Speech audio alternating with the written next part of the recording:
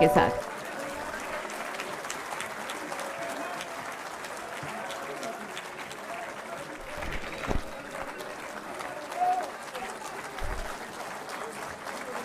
Thank you.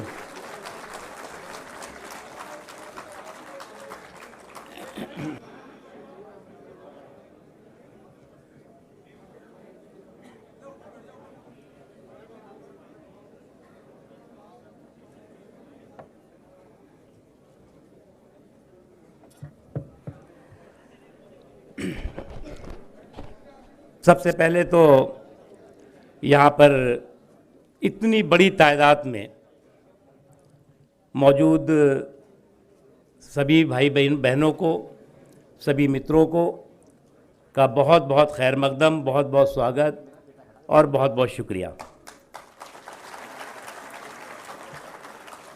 हमारे बीच में मुल्क के तमाम जाने माने शुराए इकराम हैं, अदब और तहज़ीब से बहुत नज़दीकी के साथ जुड़े हुए जनाब मिर्दुल साहब हैं, जो न्यायाधीश हाई कोर्ट में जज भी हैं।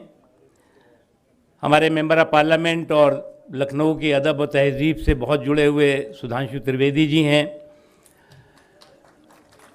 और हमारे अतुल अंजान जी जो मुशायरों को बहुत गांव और नीचे तक उनके संदेश को हमेशा ले जाने का काम करते रहे हैं, वो मौजूद हैं। मेंबर ऑफ पार्लियामेंट हमारे ज़फ़र इस्लाम साहब हैं, उनके पूरा फैमिली है, और भी हमारे माइनॉरिटी कमीशन के चेयरमैन आतिफ रशीद साहब हैं, और भी यहाँ पर मौजूद तमाम इम्पॉर्टेंट लोग। मैं सबका जो है वो खैर मकदम करता हूँ, और जो लोग डाइस पर बैठे हुए हैं मैं नाम लेने की ज़रूरत नहीं समझता, क्योंकि कई बार नाम लिए जा चुके हैं। मैं उन सब का खैर मकदम करता हूँ और स्वागत करता हूँ।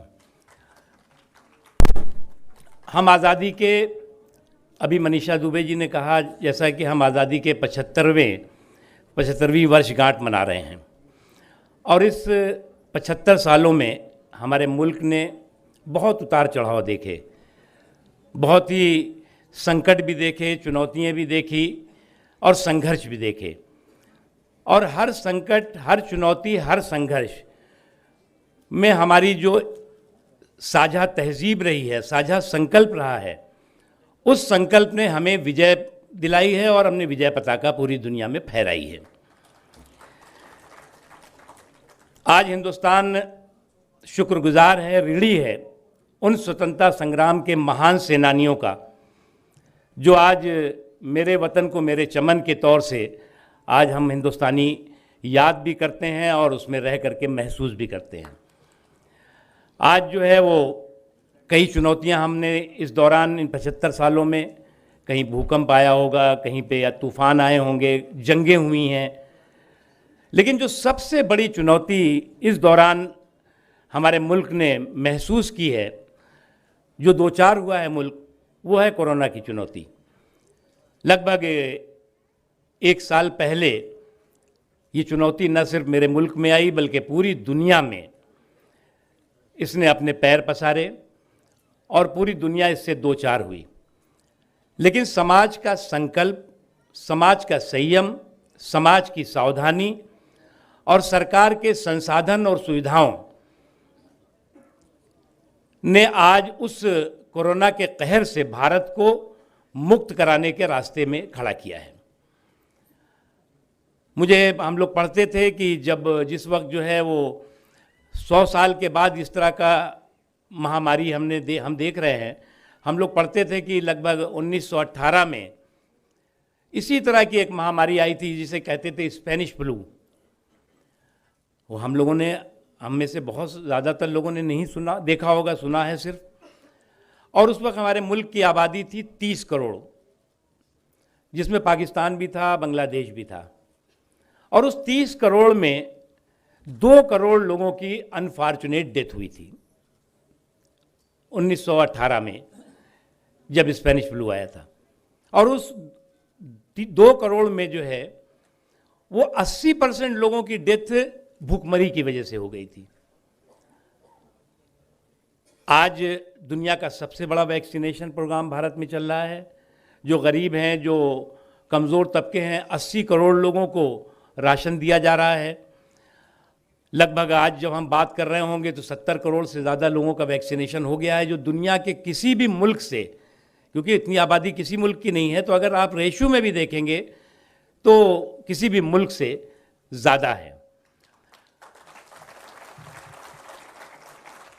हम इसी संकल्प के साथ और इसी सोच के साथ आज हम आगे बढ़ रहे हैं और अड़ोस पड़ोस में जो कुछ होता है देखते हैं तो दिल दहल जाता है और हमें अपने ऊपर फ़ख्र महसूस होता है कि हम हिंदुस्तानी हैं, हम इस भारत माँ की धरती पे रह रहे हैं जहाँ पर कि भाईचारा भी है, सौहार्द भी है और ऐसे तमाम शोराए अकराम भी हैं जो कि भाईचारे और सौहार्द के झंडे को बुलंद करते रहे हैं।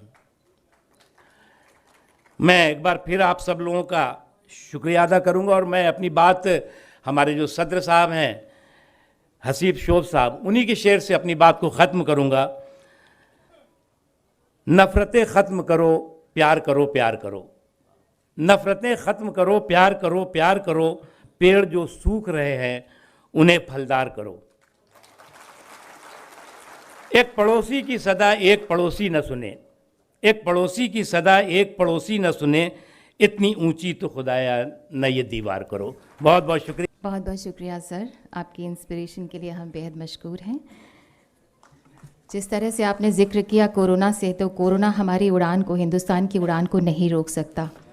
कभी महक की तरह हम गुलों से उड़ते हैं, कभी धुएं की तरह पर्वतों से उड़ते हैं। कभी महक की तरह हम गुलों से उड़ते हैं, कभी धुएं की तरह पर्वतों से उड़ते हैं। ये कैंचियाँ हमें उड़ने से खाक रोकेंगी कि हम परों से नहीं, हौसलों से उड़ते हैं।